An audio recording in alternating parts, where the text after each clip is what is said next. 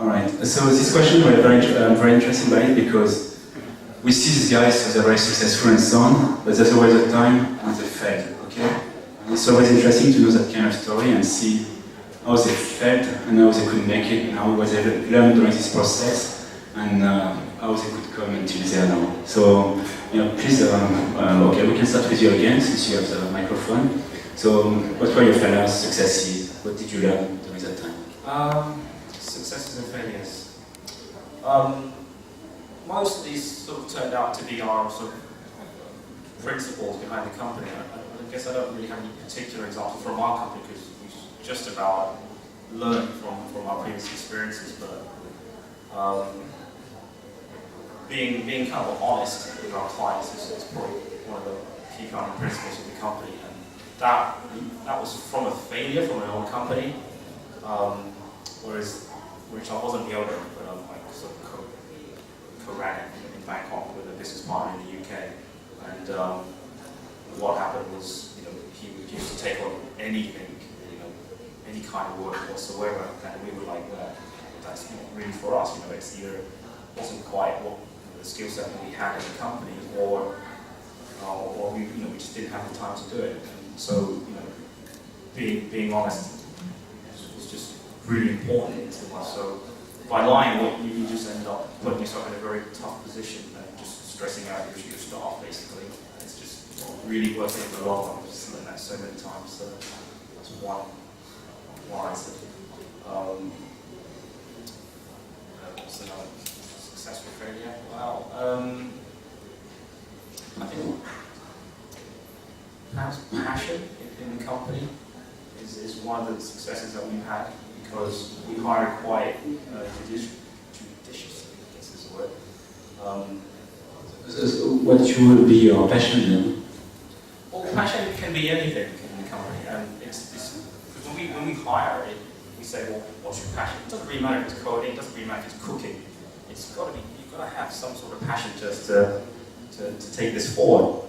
And what happens is that when you hire people that aren't really passionate about something, because you can motivate really easily with something as long as you can sort of get a rapport with them.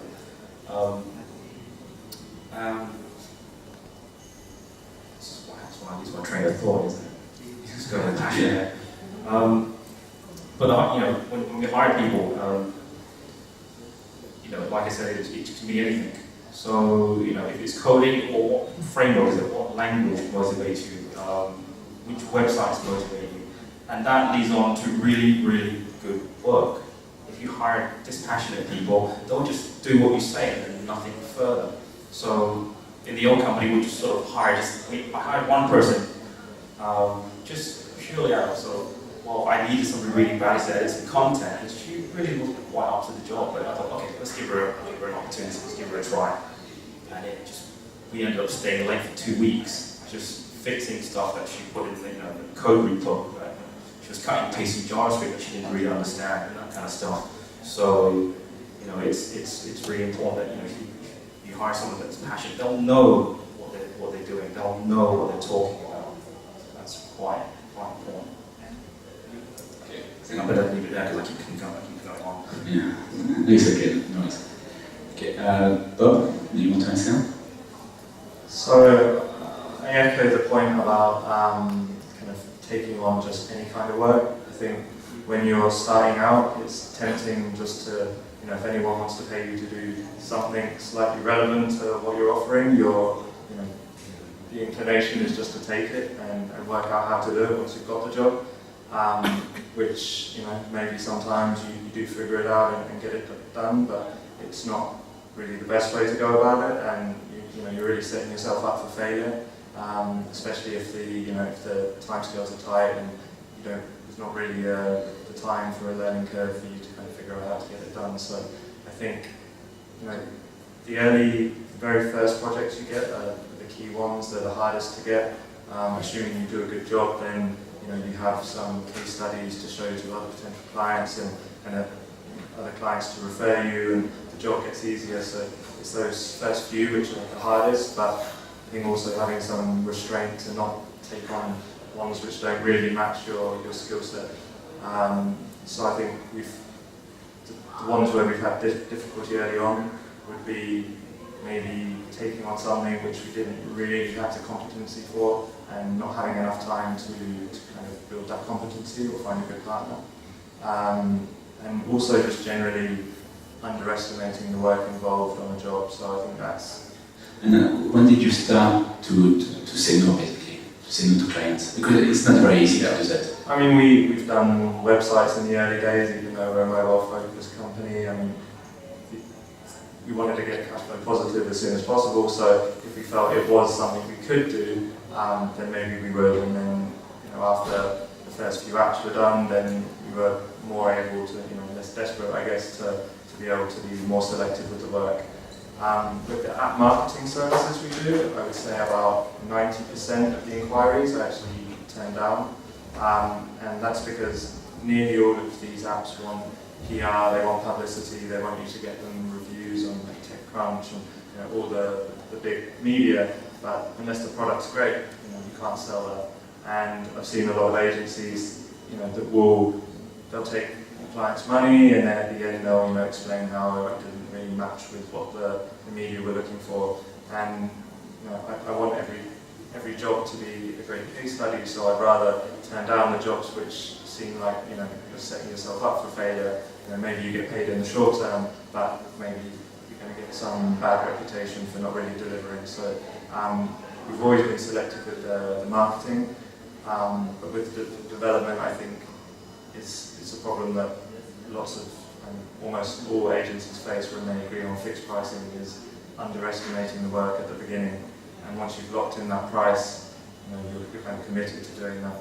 And unless you really have enough time up front to break down that requirement and really understand it, scope creep happens. There's either you've just completely misunderstood something, or you've not realised how deep the actual requirement can go, and you can have your team working for weeks, kind of unpaid, if you're in that situation. So what we've learned is ideally, we've shifted our development to agile kind of approach. So internally, we break down all of our development into 2-week sprints. The client is very involved all the way along. The client gets a build in their hand every 2 weeks.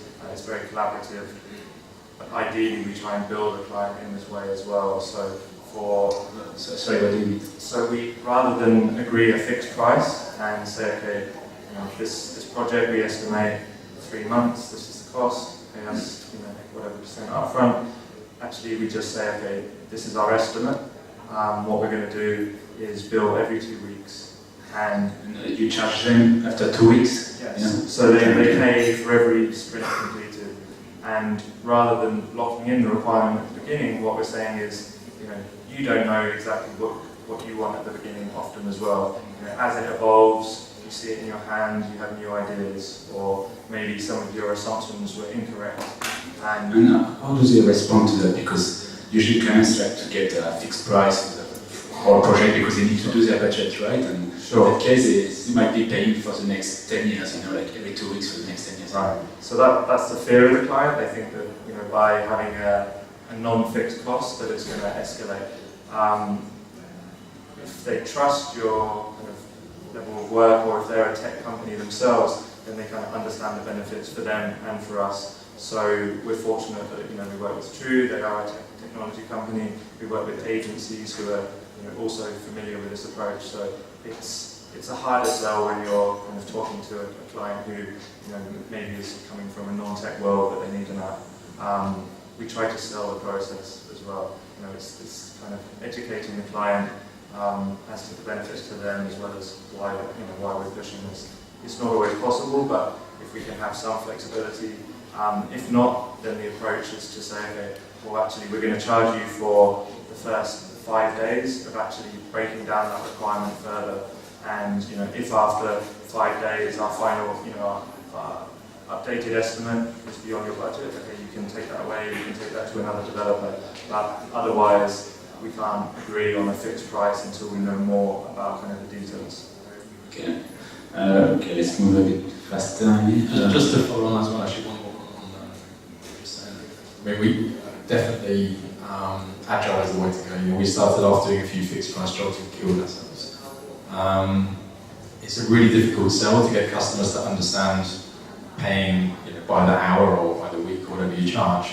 But it's essential. We actually turn customers away if they ask for fixed prices pretty much always, because it just ends in disaster every time. You know? Yeah, sure, but how can someone like a freelancer can transition from that? Because they don't work on a very long time, you know, it's a very short period of time usually. And how can they transition from like, you know, like doing like a project to something like that? I mean, it's really difficult. You know, the line we always use actually is, you know, think of us like an employee, but we're easier to fire, because that's, you know, really the way to think about it. And we think of us as an employee. So yeah. So successes and failures. I guess failures, undercharging in the early. Yes, sorry, Ryan. Yeah, a question about this point. Are they disasters because of the difficulty of estimating up front, or are they disasters because scope creep is inevitable? A combination of both, for sure. Scope creep is absolutely inevitable, and estimation, I mean, you know, IT guys are very, very bad at estimating time. The reason that we use Agile is because you're not estimating time, you're estimating effort, and we're good at estimating effort. So that's definitely, you know, the key. So successes and failures, like I was saying. Yeah, failures, undercharging in the early days. You know, I guess like you two guys were saying, you know, you see dollar signs and you're like, okay, we can quickly do this WordPress site for $1,000, you know, and get it done. And a month later, you're still there screwing around with the customer and not doing what you're meant to be doing, not concentrating on your core competencies. No offense to WordPress, but just, you know, we were building Ruby on Rails applications, and occasionally we were getting dragged into doing other things which we shouldn't have been doing. Other failures, we chose a really bad office for our first office. It was a really horrible building, and it was cheap, and we got sort of got in there. And then we had the roof collapsed, water leaked in, we had termites that literally ate the entire floor. And on rainy days, it would be foggy inside the office. You look across the office and it's actually fog in there. So that was a bit of a failure. Successes, I guess, we've had really good luck hiring great people. So we've got a good company culture.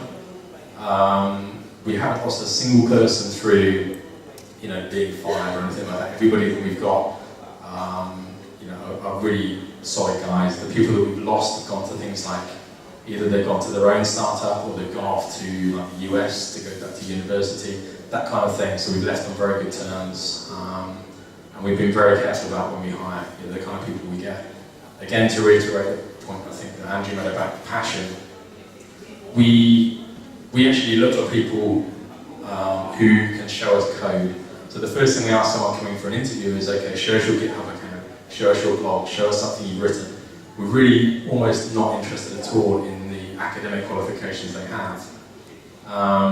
Academic qualifications to some extent show that you can learn, but we're really interested in seeing the passion, the code, the stuff you've done, the hobby projects. You know, if someone comes to us with a GitHub account with one project in that they wrote 2 years ago, and it's got 100 lines of code in it, then that's, you know, not the sort of person we're after. Okay, Derek, want to add something? In terms of successes, I think our ability we targeted a market early of small IT consulting companies, and from my legacy with Microsoft, I knew these guys well and had a certain street cred, and some community sorts of marketing things did really well for us. So today, out of our 1,050 clients, about 750 are still these IT guys. A big success was we just figured out how to scale. I'll add the focus thing. We've never done any projects. So you come to us and want us to, you know, we've built 1,500 WordPress websites, and you come to us with a WordPress custom project, and we'll say, no, it's $247 a month. You sign up online. And that's how it works. That focus has been really good for us. The work we spent on process, so our biggest problems in the beginning was people started signing up a lot, and how do you get people live, and how do you move them through a process efficiently that doesn't have meetings and doesn't have lots of reviews and doesn't have a lot of things that might be typical in a creative process, how we really march people through that. And so I think it was a big success that we got that just very systematic. People sign up, it goes into forms, it goes into Google spreadsheets, it uploads into Zendesk, creates 35 tickets, and if you do the 35 tickets, you got a website. You know, you just boom, boom, boom, boom, and a discipline on it. So that investment really paid off for us. And we always have confidence now that we can scale. We can scale to 10,000, we can scale to 50,000, whatever. It's just these pieces work. A couple big lessons learned. We didn't invest enough, I think, in design and creative and development in the beginning, which may seem sort of odd, but we were very focused on customer service and scaling. It's really been, we've had some good designers, we've had some great Photoshop people, but really kind of creative people, and we've had good writers, but people who can think, what's really the story we're trying to tell here? And how do we do that in a way? And people who are interested in helping us scale that kind of capability. And that's been something we've just been investing more recently, of just how do we build great creative and have really outstanding websites in this market.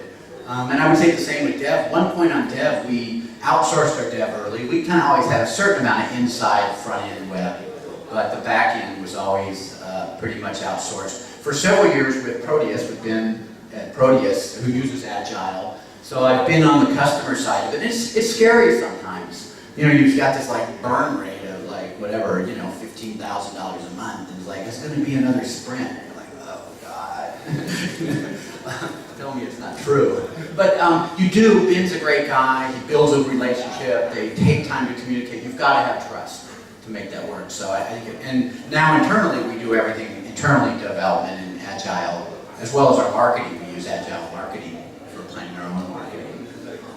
Another failure is we went, and about a year ago somebody came to us and wanted to work on health and fitness clubs, and we've worked really hard to build a business there. It has not been so successful. Maybe we have 100 or so of them now, so it's like okay, but it made us realize that B2B, our primary customers we started with were B2B services, is a much different thing than B2C, and the kind of skills it took, and even the psychology of somebody who runs a health club is very different than somebody who does some kind of consulting business services. I think we would have been better off going to something that was more of an adjacent sort of vertical segment, business consultants or financial consultants or things like that. So that's been kind of a hard knock. Okay.